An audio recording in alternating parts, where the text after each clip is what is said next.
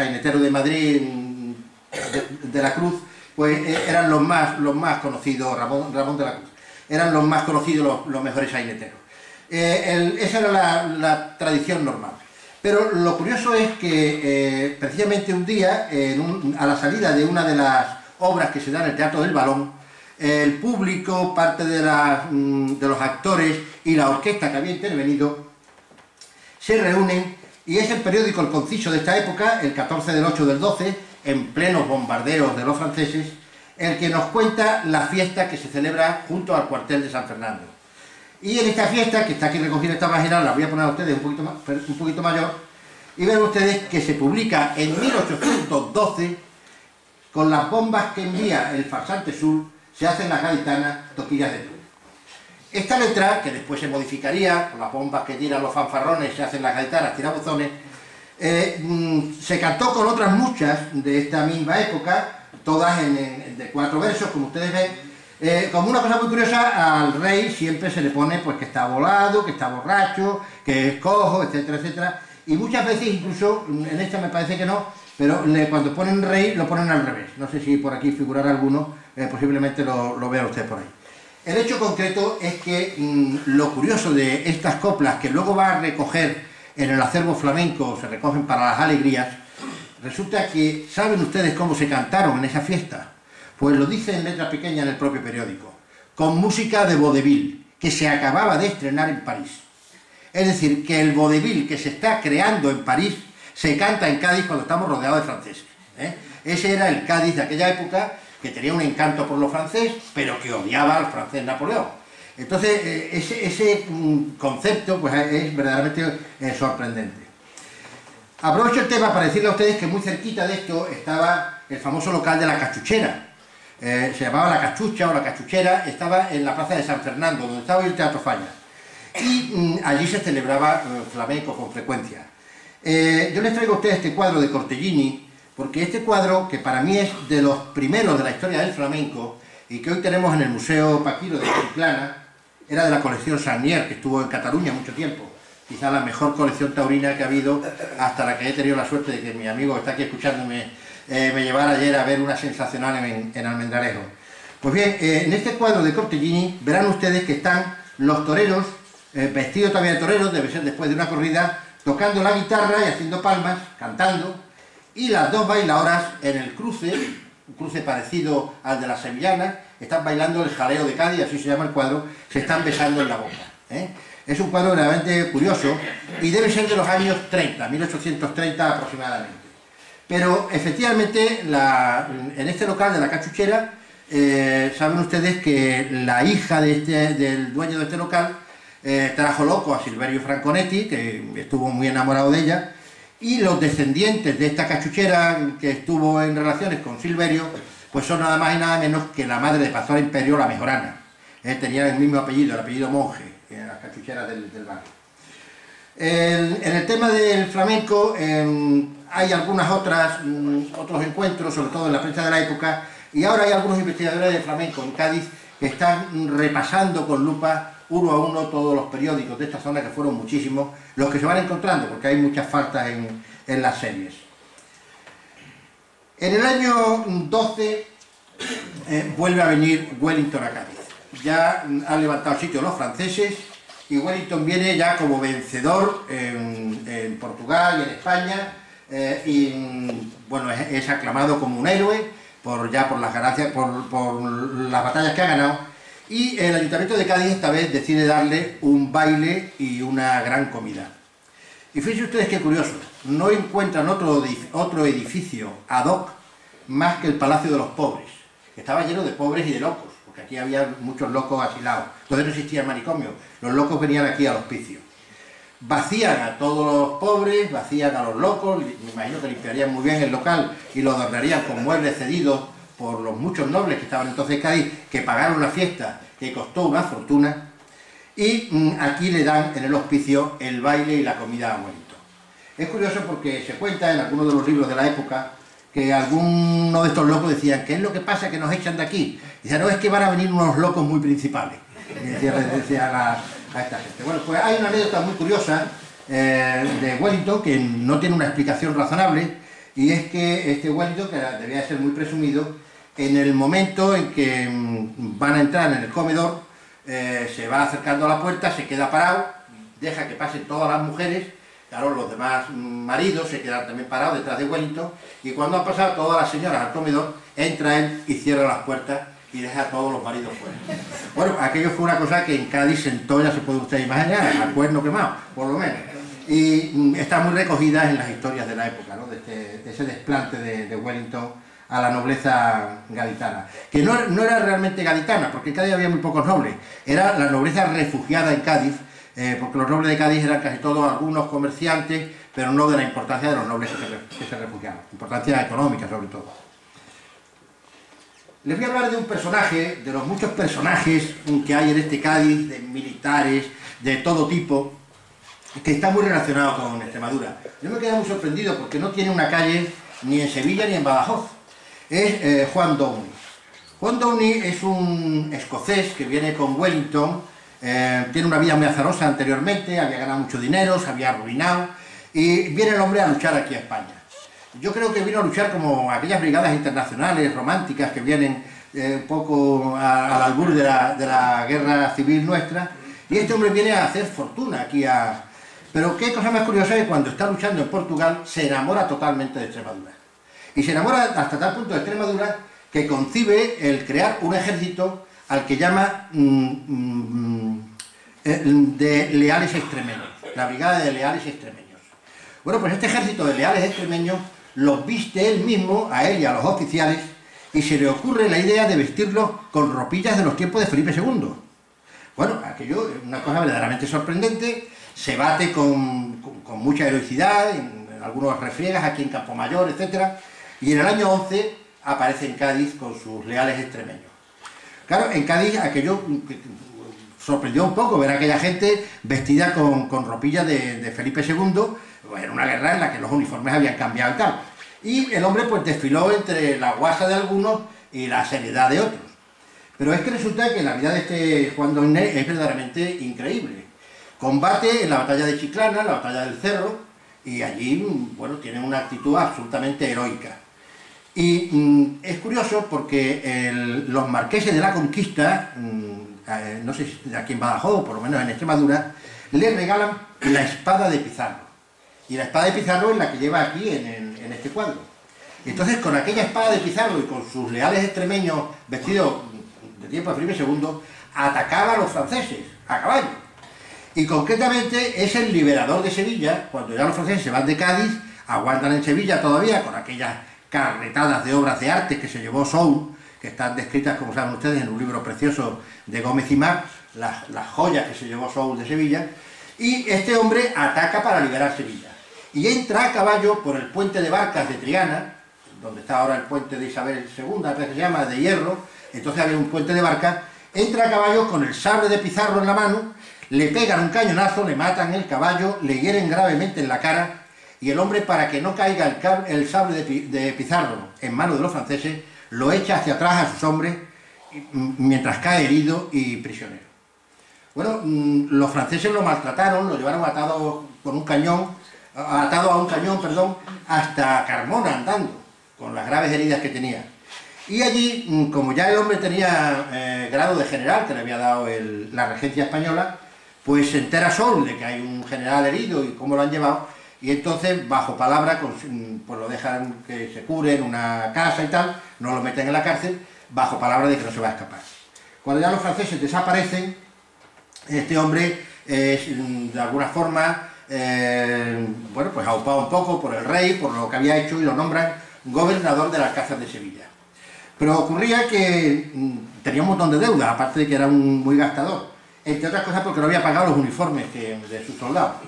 Y entonces, comido de deudas y tal, pues el rey consigue darle una pensión a cambio de que cuando muera done el sable de Pizarro para la Armería Real. Y así se recupera el sable de Pizarro en la Armería Real. Es uno de estos personajes, pero no fue el único. Hubo otro personaje malagueño que viste a todos sus soldados de cruzado y desfila con los cruzados, con su... Hoy me acordaría de algunos que me miran así con cara un poco de juerga de los cruzados mágicos, una famosísima chirigota que salió hace algunos años que tuvo un gran éxito.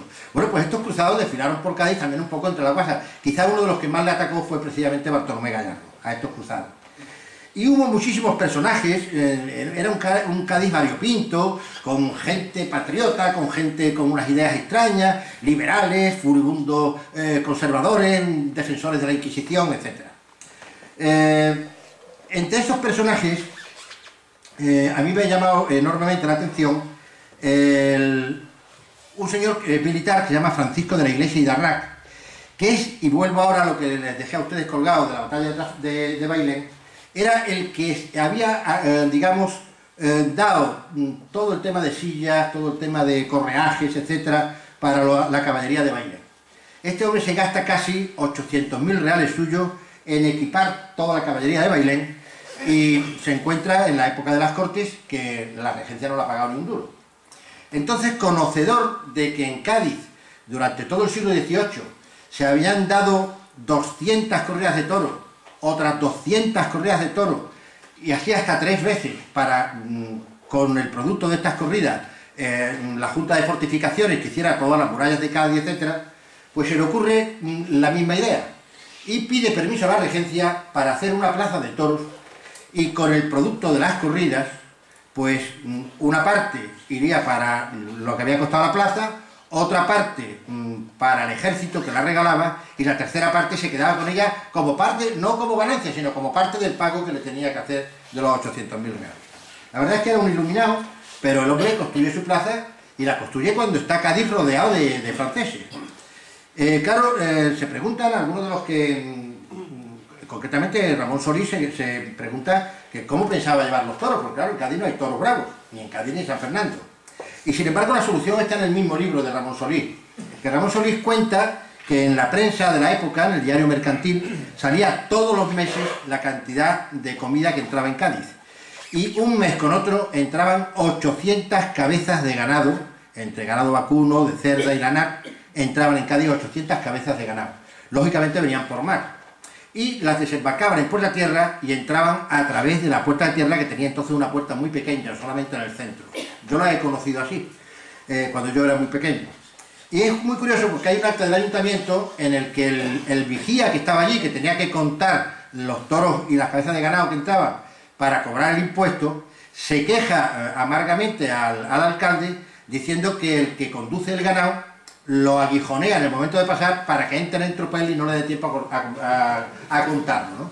Pues bien, efectivamente, sabemos por lo tanto que los toros entraban durante todo el sitio, estuvieron entrando el toro de consumo, que a última hora era el toro bravo, porque entonces no estaba tan diferenciado como ahora entre el toro de comer o el toro bravo, ¿no? La realidad es que este hombre la plaza la hace frente al castillo de Santa Catalina, hace la plaza y le pone el nombre de Plaza Nacional. En la Plaza Nacional, la ven ustedes aquí, en este grabado, está el castillo de Santa Catalina aquí, y aquí está la Plaza Nacional. Aquí estaban unos depósitos de pólvora, y todo lo demás era terreno militar, la ciudad no había llegado hasta ahí. Sería más o menos donde estuvo el Olivillo, no sé, los que conozcan Cádiz, o el Campo de las Balas, más o menos en esa zona. Pues bien, la realidad es que cuando este hombre ya consigue terminarla, y la inaugura, ya los franceses acaban de marchar, y entonces se inaugura en el carnaval, en el mes de febrero del año 13.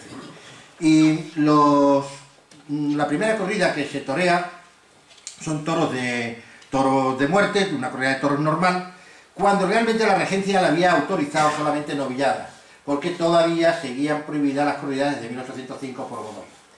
Entonces, en el ayuntamiento había un antitaurino que le puso la proa, él había estado metiéndose mientras construyó la plaza y tal y cual, y entonces ahora se queja de que está dando corridas de toros en vez de novilladas.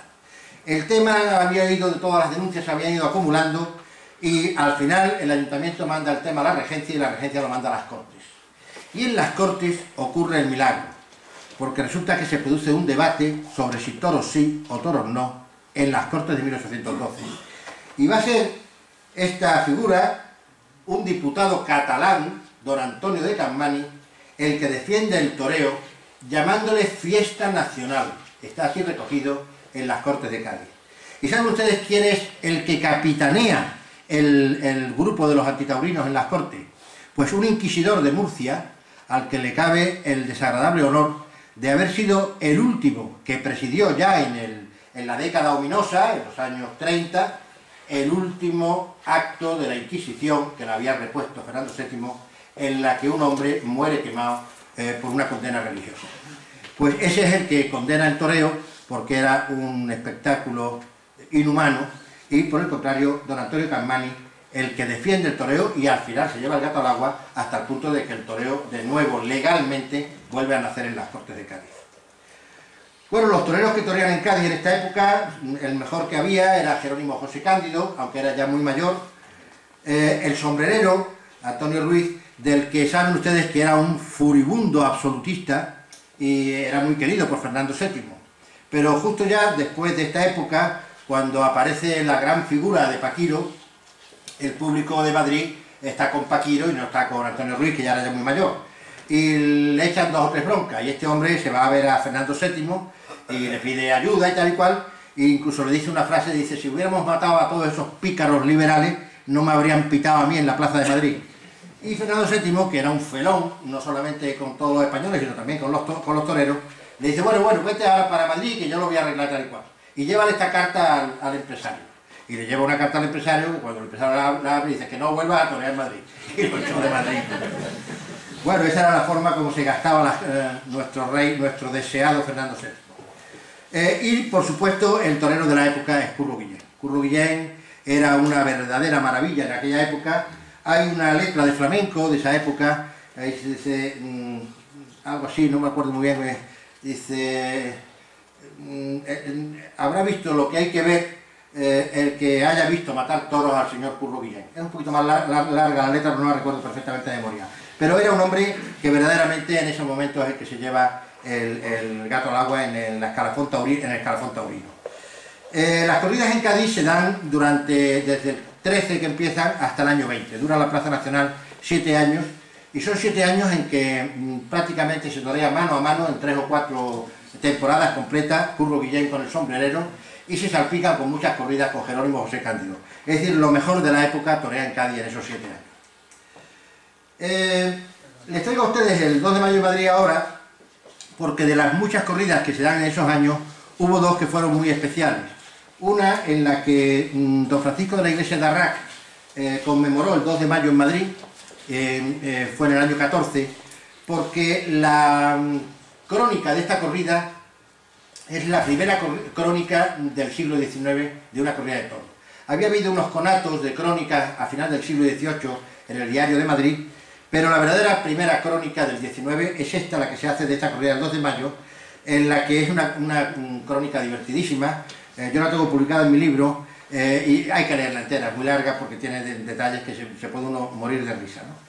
Y otra corrida muy importante que da en el año 16, cuando Fernando VII decide casarse de nuevo y se casa con una princesa portuguesa, Isabel de Braganza.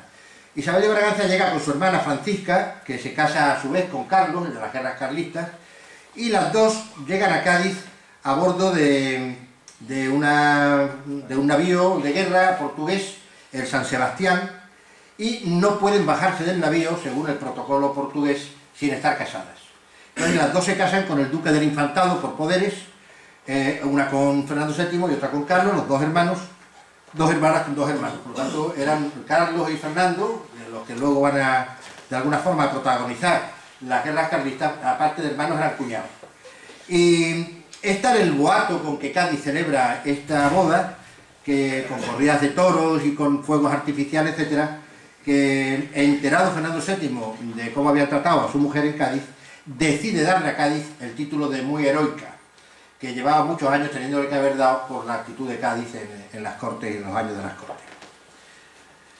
El 10 de marzo del año 20, justo cuando lleva 6 años Fernando VII haciendo el tiro al liberal, en vez del tiro al plato, y persiguiendo a liberales por todos lados, los liberales consiguen obligarle a aquella frase famosa de vayamos todos juntos y yo el primero por la senda constitucional, y enterados en Cádiz que se va a jurar de nuevo la Constitución, pues va el pueblo de Cádiz muy tranquilo a todos los lugares públicos, sobre todo a la Plaza San Antonio, a jurar allí en la lápida de la Constitución, cuando resulta que el ejército que iba para luchar en América se subleva porque no quiere ir a América y sin mediar palabras se lía a tiros con el pueblo gaditano.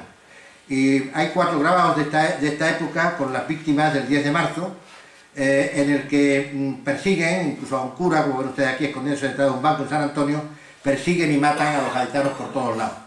Estas víctimas están enterradas en la cripta de la iglesia de San Felipe, justo donde se hizo la Constitución, y durante muchísimos años del 19 se celebraba una conmemoración religiosa y cívica por estas víctimas, cosa que ya se ha dejado de hacer. El hecho concreto es que cuando está ocurriendo esto es pocos días después del pronunciamiento de Riego y cuando el general Quiroga está con las fuerzas liberales en San Fernando. Enseguida van a entrar los dos, tanto Riego como Quiroga, van a entrar en Cádiz, entre los gritos del pueblo que los aclama, y el ayuntamiento, inmediatamente que cambia, como es lógico, el ayuntamiento constitucional en este caso, pues decide celebrarlo con una gran corrida de toros en la Plaza Nacional.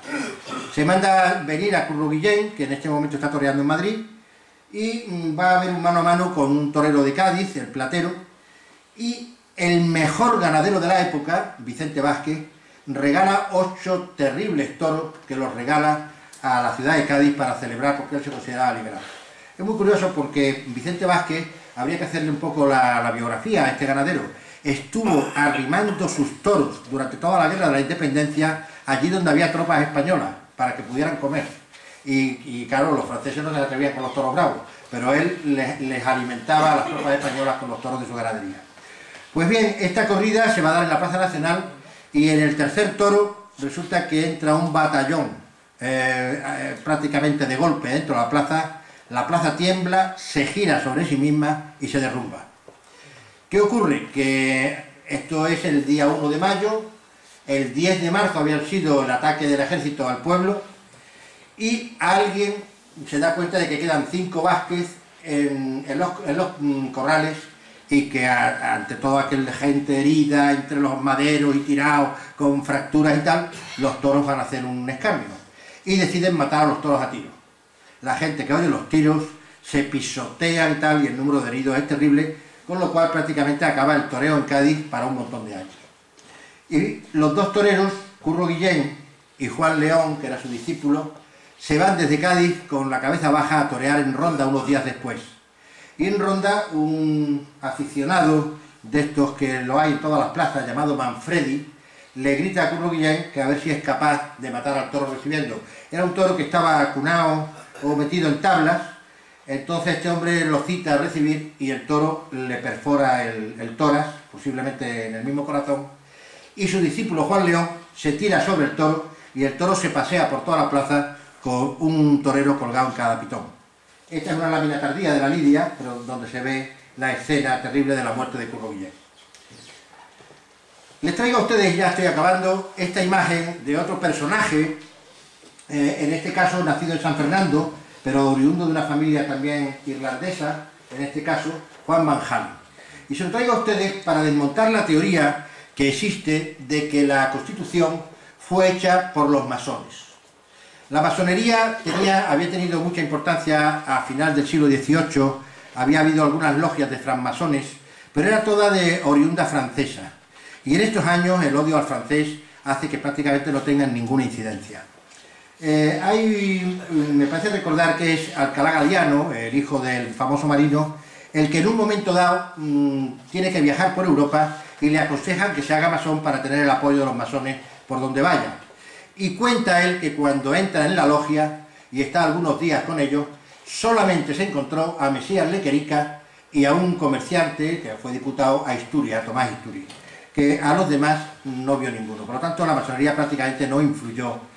Y tal es así que Juan Van Halen, que es un militar importantísimo y con una historia aventurera, pues quizá todavía mayor que la de Juan Downey, este hombre había servido primero a José I Bonaparte, luego se pasa a las fuerzas de España, españolas, defendiendo a Fernando VII, y luego al final se hace liberal. Es perseguido por Fernando VII por liberal, lo meten en la cárcel en Madrid, se escapa, e intenta llegar a Granada. Y en Granada va buscando a los masones para que le ayuden a escapar. Y sus amigos granadinos le dicen, los masones, aquí no hay masones, los masones están todos en Cádiz. Y entonces llega hasta Cádiz, pero antes de llegar a Cádiz dice, bueno, ¿y cómo me uno yo a los masones? Y dice, no te preocupes, tú publicas que has perdido un reloj y los masones irán a encontrarte. Y efectivamente yo he podido encontrar en los diarios de la época, se ha perdido un reloj Breguet, que era un reloj carísimo en la época, un reloj que era como un Stradivarius, que me parece que hizo unos 500 relojes, y hay hasta 3 anuncios de pérdidas de Breguet en Cádiz. Yo tomé nota de aquello, decía, bueno, pero ¿cómo es posible en Cádiz, con la riqueza que tenía, es posible que haya 1 o 2 comerciantes que tuvieran un Breguet? Vamos, que un tío pierda un Breguet ya es casi imposible, pero que se hayan perdido 3, eso es insólito. Y claro, cuando leí la vida de Juan Van Halen, el oficial aventurero de Pío Baroja, pues resulta que cuenta esta historia, ¿no? Que llegaban a Cádiz, decía, ponía que se ha perdido un reloj, y entonces los masones se acercaban y contactaban con él. Y entonces los liberales se echan en brazos de la masonería cuando la represión que hacen Fernando VII a los liberales. Realmente no es la época de la Constitución, sino la represión posterior. Bueno, decirles una palabra sobre la cantidad de periódicos que aparecieron en el Cádiz de la época, quizás el Conciso, el Diario Mercantil, los más conocidos, el Diario Patriótico, que era donde se publicó esta primera noticia que yo les daba de toros, en este caso, pues aquí tiene todo el Mercurio Gaditano, hay muchísimos periódicos, el Diario de la Tarde, La Abeja, La Barbería, La Gaceta Extraordinaria. Quizá uno de los más interesantes es el Redactor General, porque creó el concepto que hoy tenemos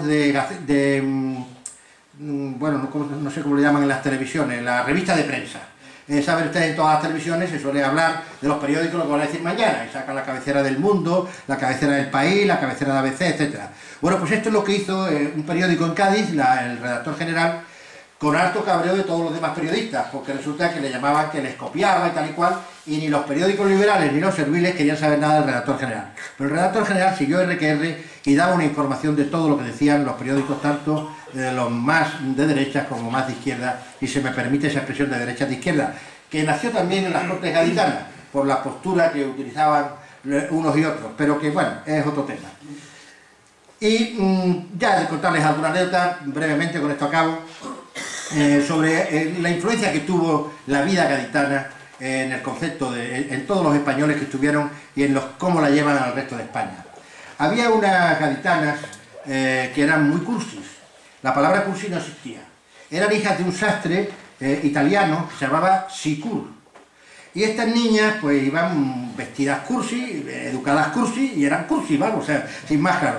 Y los niños de Cádiz pues iban detrás marcándole el paso, igual que se dice jamón, jamón, jamón, jamón, para decir monja al final, pues ellos le decían Sicur, Sicur, Sicur, y se quedó la palabra cursi. Y la palabra cursi surge de aquí. Están en este cuadro que pinta Salvador Viniegra, en esta esquinita, y aquí las pueden ver ustedes un poco mejor. Cádiz es un tema que lo conoce todo el mundo porque Salvador Viniegra las pintó para que quedaran las cursis ahí puestas en el cuadro de la proclamación de la Constitución.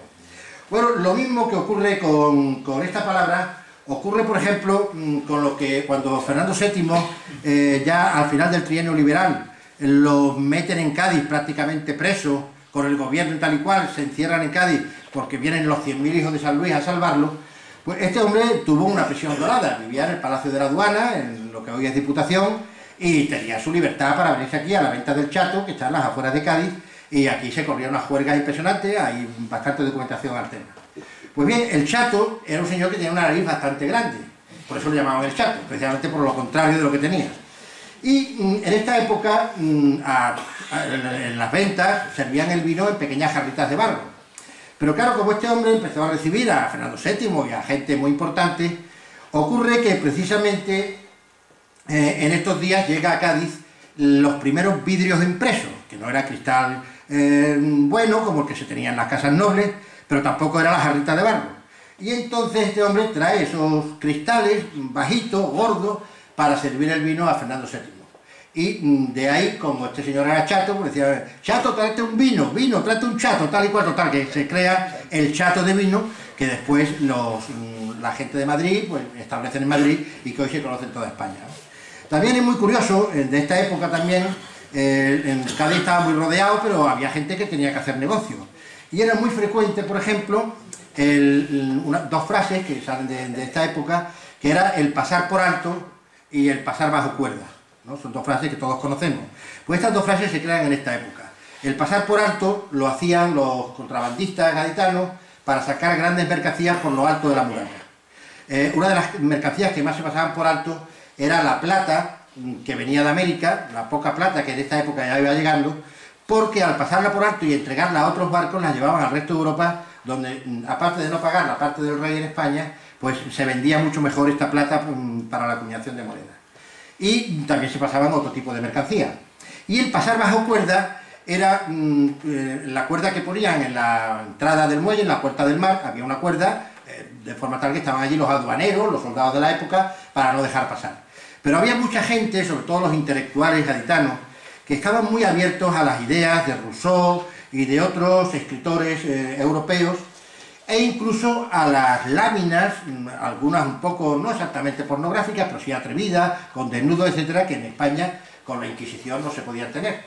Y entonces les encargaban a muchos de los capitanes de barco y tal y cual, que le trajeran tal libro que aquí estaba prohibido, o tal lámina y tal.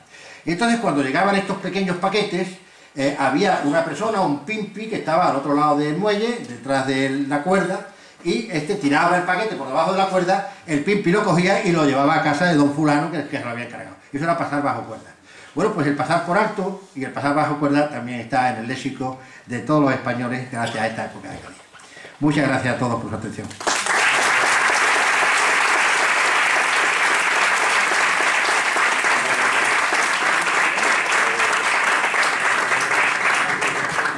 Muchas gracias, y creo que esta sociedad económica se siente enorgullecida y en justicia en la conmemoración de la Constitución de Cádiz. Creo que no hubiéramos podido cerrar de mejor forma este tema de trabajo sin haber contado con la presencia de don Guillermo Boto aquí esta noche.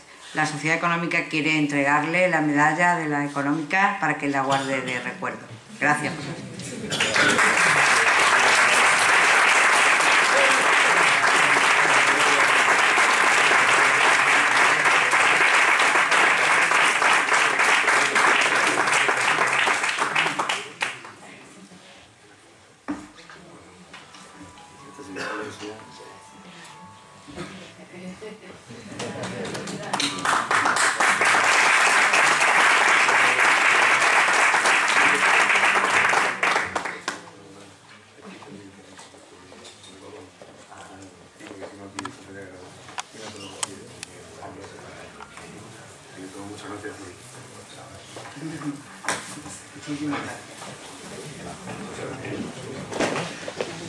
Señores, muchas gracias a todos y hasta otro día. Buenas noches.